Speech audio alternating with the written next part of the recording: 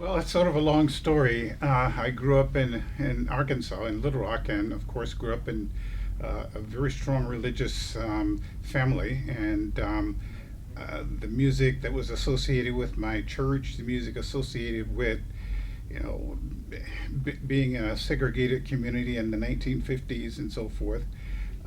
Later on in life, I found out that that music had some significance and needed to be studied. And so once I finished my master's degree, which was in trumpet performance, and took a course in graduate school that I really hated on ethnomusicology because I thought it was really strange music.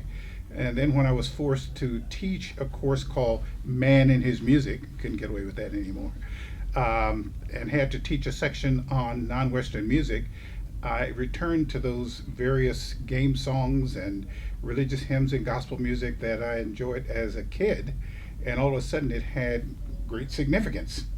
And that sort of led me to return to graduate school to pursue a degree in ethnomusicology, but to sort of combine African and African American music by studying Liberian music and looking at how Afro American settler culture, those folks who went back to Liberia, that took religion, Christian religion, Baptist music traditions, and so forth back to Africa.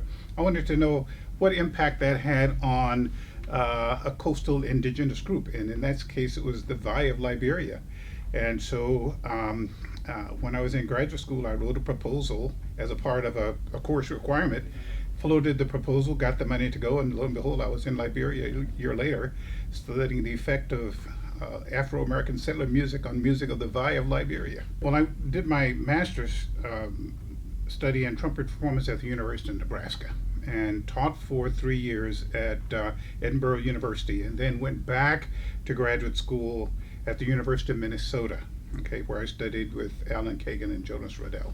We had to put ethnomusicology degrees together because many schools didn't have ethnomusicology degrees. I think Indiana, UCLA, and maybe a couple of others, University of Washington, had degrees, but at the University of Michigan we had a PhD, and you could have an emphasis in one area. So I sought a number of courses in African and Afro-American studies and in anthropology to fill out the courses that I took in the Department of Music.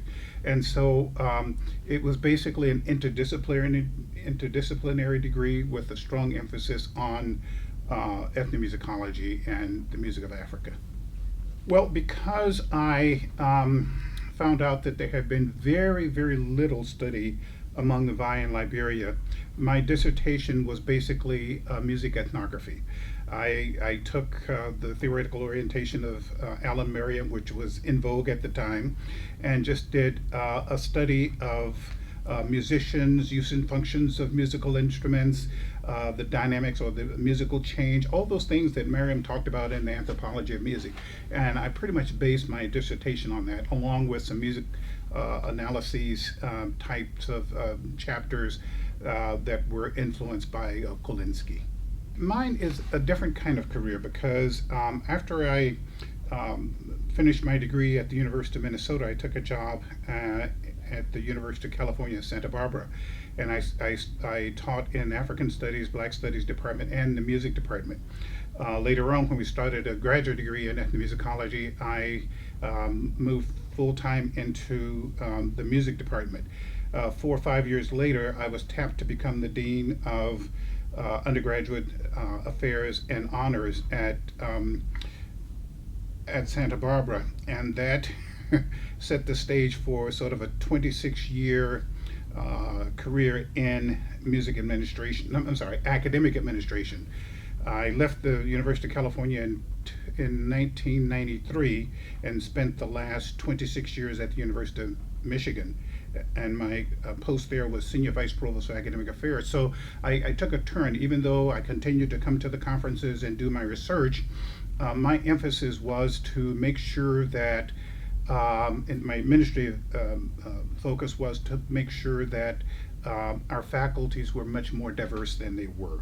All right? And so we succeeded in hiring, along with the deans of schools and colleges, over 200 faculty members whose diversity spanned everything from representational diversity to intellectual diversity. That is how we diversify our curriculum. And in that mix, there were several ethnomusicologists. In fact, I think all of the ethnomusicologists at the University of Michigan at this point in time were hired during the time I was the senior vice provost. But that's sort of one highlight. My other highlight, having to do with my research proper, has more to do with my work with the VI, and especially the focus on Islam and music. And I have been working on that for years. Because of the civil war in Liberia that lasted for some 14, well, almost some, say 17 years, we were unable to do that. And I'm sure you know Ruth Stone. I mean, Ruth and I are the same cohort, and she was in the same predicament. She went to Saudi Arabia to continue her work. I gained an interest in the folk, ethnic, and immigrant music in the state of Michigan. And I've done a lot of film work on that music. In fact, I'm completing a documentary on Michigan folk music that's coming out. And so I continue to work on that, even though I'm now retired. Well, I mean, I think ethnomusicology has always been enhanced by technology. This goes all the way back to Francis Dinsmore, Sax Hornbostel, and all of those folks. And whatever technology they had available to them, they used it. Right? Go over to the archives of traditional music, and you see all these wire recordings and wax recordings and so forth. So I've sort of continued that tradition. I have a fully functioning ethnomusicology lab. That's my lab at the University of Michigan that I still have as a retired person.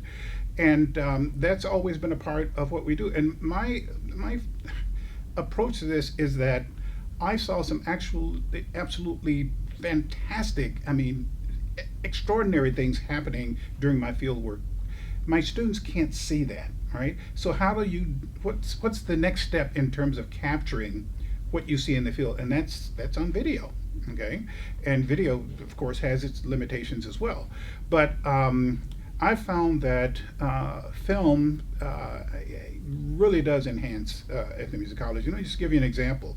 When I taught at Santa Barbara, I walked into class with LPs, and you know, we would just, you know, play a clip here and there. We'd have to order films, and someone would have to bring a projector over to show the film, you know, this kind of thing. But now, with the advent of YouTube and the work we're doing on the Evia project, which I co-PI'd with Ruth Stone, we can pull things down. And so all of my lectures, okay, are embedded with maps, slides, video that really enhance the lecture. And I found, in just looking at teaching evaluations, and I pay close attention to those, students really feel that they're learning about music in other parts of the world is, you know, enhanced by the presence of those kinds of materials. I've had, you know, several graduate students, and these graduate students have just now blossomed. Even some of the younger professors. I mean, to some extent, I'm some kind of, in some ways, lost when I go into some of these panels, because I mean, the society and the research and work that these young scholars are doing, or even old aged scholars like myself, is bringing new perspectives. I came from a panel on organology, and I've been doing organology for a long time. I directed the Stearns Collection of Musical Instruments at the University of Michigan. And to hear these young scholars talk about an instrument in our collection that we just sort of pass by and take a look at and say, oh, it's a nice instrument. They're giving new life to these kinds of things, all right? And in doing so, you give new life to people in other parts of the world that we know very little about. And to understand people through music, I think, is one of the great contributions of ethnomusicology. Because it's the world. You know, I was an orchestral trumpet player for many years, you know, and I played with the Minnesota Orchestra, I played with the Pittsburgh Symphony, and so on and so forth. And there are limitations with that, you know, and our students don't understand it. I mean, I said to students, I taught an organology class at Michigan, and I told students one of the great epiphanies that I had was sitting in a symphony orchestra and looking around and saying, I'll be damned. The orchestra is actually a diverse, multicultural organization. The xylophones are not European. You know, they come either from Africa or Indonesia. The cymbals, the snare drum, those are all Middle Eastern instruments. Even the techniques of bowing violins emanates from somewhere else. And, you know, in my classes, I would have some of our top violinists, some of our top composers and so forth, and they look at that and they go, wow, this can really enhance what I do. And especially the composers, because they draw on all these things. And I said, that's nothing new. Go back and look at what Ravel and Debussy did, even Beethoven. they always took advantage of that, and to say nothing about the nationalistic trends of the late 19th century, right? So ethnomusicology, when it's fully embraced, has to be, sort of infused into what we do, because right now, I'm even here, and you have a great music school here, we're very one-sided. It's just basically Western music. And I'm not saying abandon Western music, but I think the studies we do in ethnomusicology could enhance one's understanding of music as a human phenomenon.